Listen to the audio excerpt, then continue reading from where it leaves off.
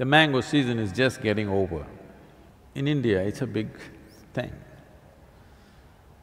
If you looked at the mango tree in the month of October, November, December, you didn't see any sweetness dripping out of it. Suddenly in January, February, flowers came. They were not as attractive as jasmine or rose flowers or something, some tiny little flowers came. Suppose you do not know this is a mango tree and you tasted it, you take a leaf and bite it, it was quite bitter. But suddenly in the month of April, May, huge drops of sweetness hanging there in the tree. So, if you did not have prior knowledge that this is a mango tree, did you think this tree is actually manufacturing this sweetness? But you think suddenly in April sweetness came?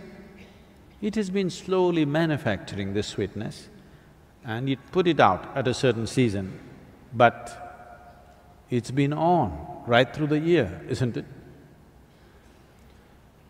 Mangoes happen only in one season.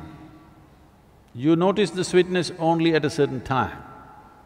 This does not mean the mango tree was not striving and working to produce that sweetness. You cut any part of the mango tree and taste it, you will not find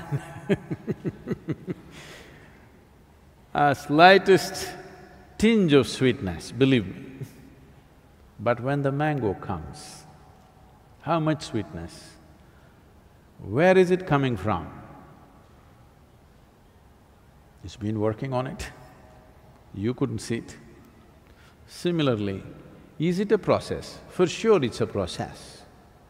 But can everybody see the process, identify the process? No. When somebody is evolving on the spiritual path, others thought he's a nutcase. Somebody thought he's vagrant, somebody thought he's a vagabond, somebody thought he's something else. But when the sweetness came, everybody who tasted realized that this is a fantastic thing. So, nothing in this universe happens bang, bang, bang. Everything is a process. Can you identify the process? Can you recognize the process, is the question. Generally, anybody who carries, generally among human beings, when they're children, any child which carries a certain level of genius within him, which is irrepressible. Everybody has genius within them, but they're repressible. Systems in the society, their own fears, their own anxieties, their own need for security represses their genius. Every human being has some kind of genius, but over 90% of the human beings never find expression to it because they give in to other things.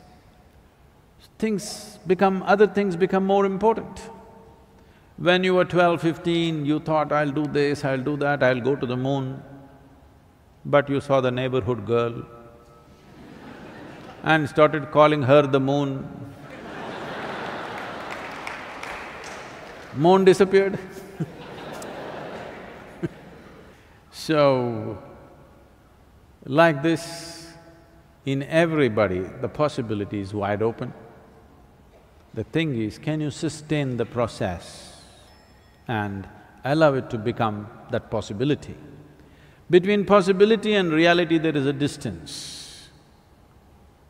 Most people neither have the courage nor the conviction to walk the distance. Largely, spiritual process is a kind of an entertainment. Go to discourse after discourse, discourse after discourse, read more and more books and debate how your Atman, Paramatman, your soul is floating here, there and about heaven and hell and everything, but do nothing about this. It's largely like entertainment. So, there is a process for sure. The process can be approached consciously or it may be an unconscious process, but you're doing the right things. This is the beauty of this universe. Whether you know or you do not know, knowingly or unknowingly, with discipline or with indiscipline, with love or with hate, if you do the right things will happen to you. That is the beauty of this universe.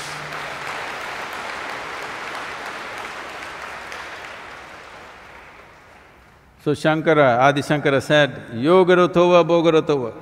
Somehow, either through yoga or boga, somehow do it. Somehow find the truth of your inner nature, because what we are considering as truth is simply this. Whatever works on all levels of life must be the truth, isn't it? Whatever really works on all levels of life must be the truth. Whatever you know in your life, test it right now, because you have a mind which can project. Right now, you are striving for a certain level of income, or a certain kind of house, or a car, or something else, or something else. Put yourself in different stages of life and see if it still means a lot to you.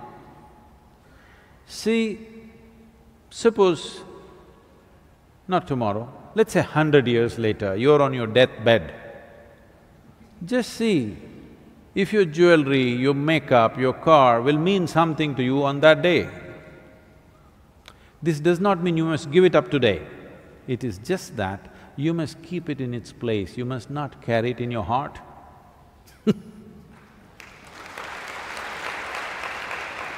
There is a difference between using something and being used by something.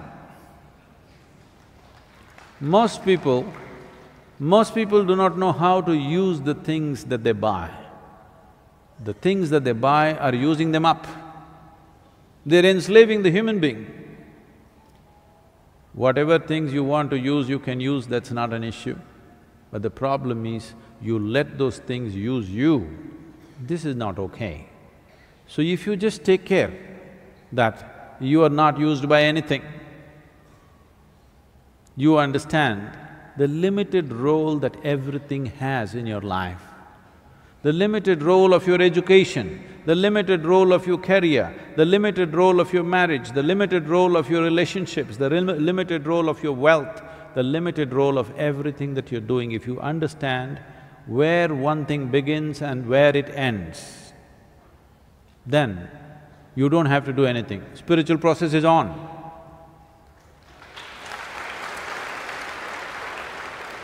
When the season is right, the flowers will bloom and mangoes will come.